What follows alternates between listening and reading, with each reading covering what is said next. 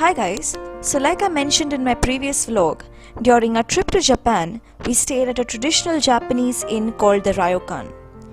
This video is going to be about our Ryokan experience.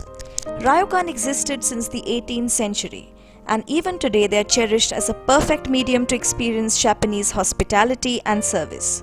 There are a bunch of Ryokan options available online, especially in the hilly areas of Japan, which the tourists can explore, ranging from something as cheap as Rs 2,500 going up to a lakh. Along with the Ryokan, another must-do experience when in Japan is the Onsen. Onsen are the traditional hot spring pools referred to as communal bathing areas, which are both situated indoor and outdoors. Every region of Japan has its own share of onsens, as these are developed out of the hot spring pools which exist in Japan due to the volcanic activity of Japan.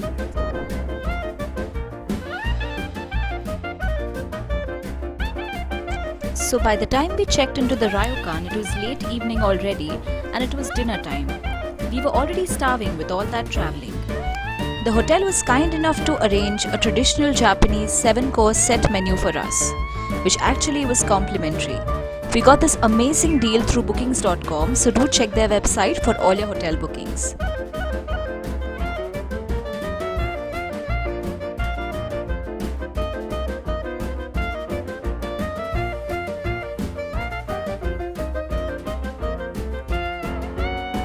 So the meal here included 4 appetizers, soup, sashimi, 3 mains and a dessert.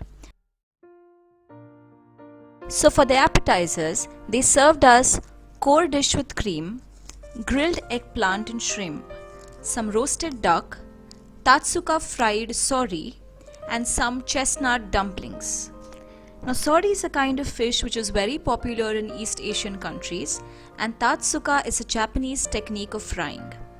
Honestly, out of all these appetizers, I only enjoyed the fish, and hence I was quite scared for the rest of the courses. But what came next was pretty good, and it actually felt like I will make it through the meal. So this is typically an autumn soup with assorted veggies and seafood. It had tofu, mushroom, shrimps, and a lot of other Japanese ingredients that I didn't know of. But honestly, it was pretty damn good. So a funny thing happened with us. They told us that a drink was included in the meal. Or that is what we believed they told us. So I ordered this Mount Fuji cider and Mead ordered some beer. And turns out, at the end of the meal, they charged us some $3,500 for these 2 drinks, one of which was a lemonade equivalent. So yeah, cheers to that. So the next course that they got for us was the sashimi, which is raw fish or meat normally eaten with soy sauce. It's usually the first course of a formal Japanese meal, but it could also be a main. I'm not a fan of raw meat, so I thought I won't enjoy it, but it turned out to be pretty good. And by the way, of everything that I ate during my trip, this was by far the most gorgeous looking thing. The next thing served to us was the fish dish, which is called the bouillabaisse. That is, a traditional fish stew with scorpions, scallions and shrimps in it. They let it simmer on little stoves attached to your table. You have to wait patiently until it is ready to be served. Absolutely love this one. Extremely light on the stomach, yet very flavorful. The next course was the meat dish, which was mainly beef. But as per our request, the chef was kind enough to replace it with some grilled pepper chicken and mashed potatoes. This dish was pretty nice, but not something I had not eaten before. The last and the final main was the rice dish, and they served us some crab fried rice with mushroom, miso soup and Japanese pickles. After this, it was finally dessert time, which was chestnut cake with nuts. It was alright, but I expected much more innovation from a restaurant like this. This is the outdoor onsen of the property, which was shut that day due to the storm, but they also have an indoor public onsen which was fully functional. However, they had strict hygiene and social rules for using the public onsen, some of which we were not okay with, so we opted for a private one. We are here at our Japanese Ryokan that we booked at the Hakone Kowakein Tenyu, and they offer really good Japanese ryokans with private hot spring pools. We just got back from dinner. Also it's night right now, so I might not be able to give complete justice to the view of the room because it's totally dark outside, but we are going to shoot tomorrow in the morning as well, so you're going to know how the room looks in the morning. And now I'm going to give you a quick tour of the room. So this is the entrance, and you are supposed to take your footwear off here. And these are the traditional Japanese footwear that they have given you. They are made out of wood. They are specially for the flooring, the kind of flooring that they have in this room. Now this is basically the bath and the toilet area. So normally I would skip this part, but you can't do that when you're in Japan.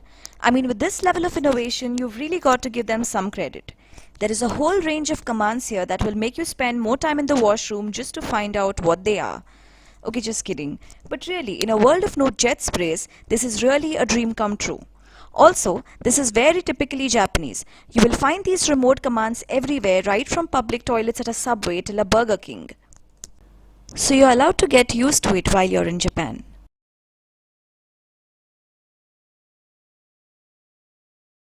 Now moving forward, this is the bath area. Also, if you see, they have given us traditional Japanese, something like a kimono, but this is something that they wear at home in the night. So they've given us the Japanese attire to dress up in. Also here, if you see all the basic toiletries. So this is basically, this property also has public onsens. So these are all the equipments that you would need if you want to step into the public onsen of the hotel.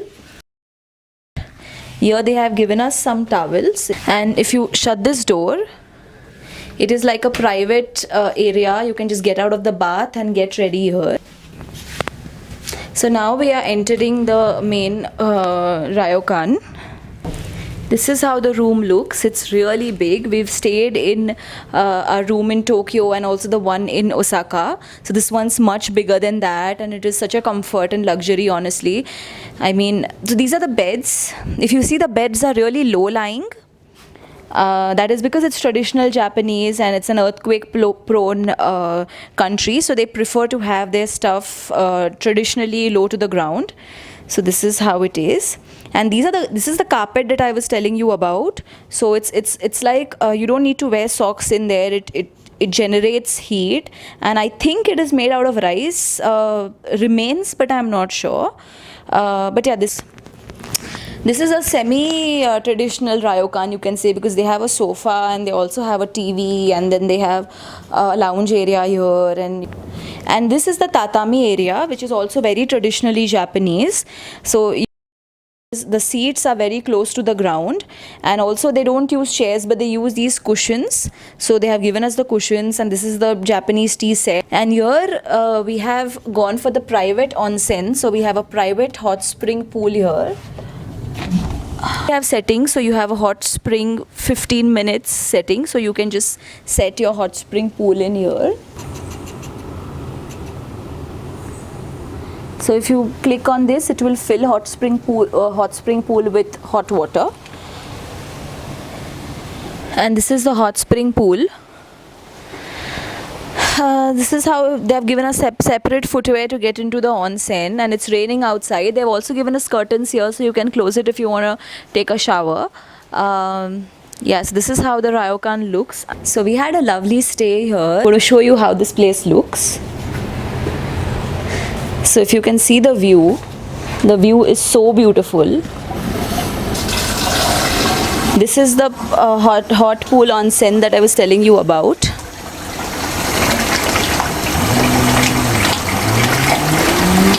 Isn't it amazing? I'm going to turn it off now. Yes. And you can have a look at the view from here.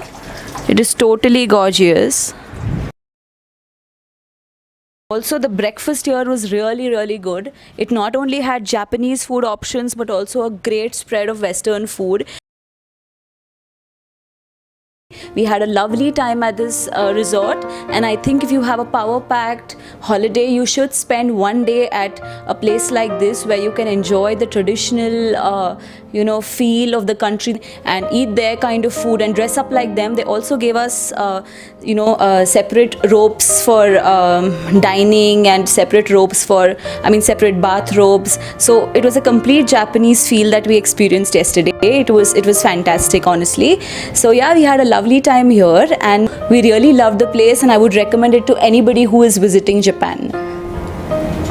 That's all from my end in this video, guys. I really hope you enjoyed the video, and if you did, please like it and subscribe to my channel. Also, don't forget to check the other videos from my Japan holiday. Bye for now.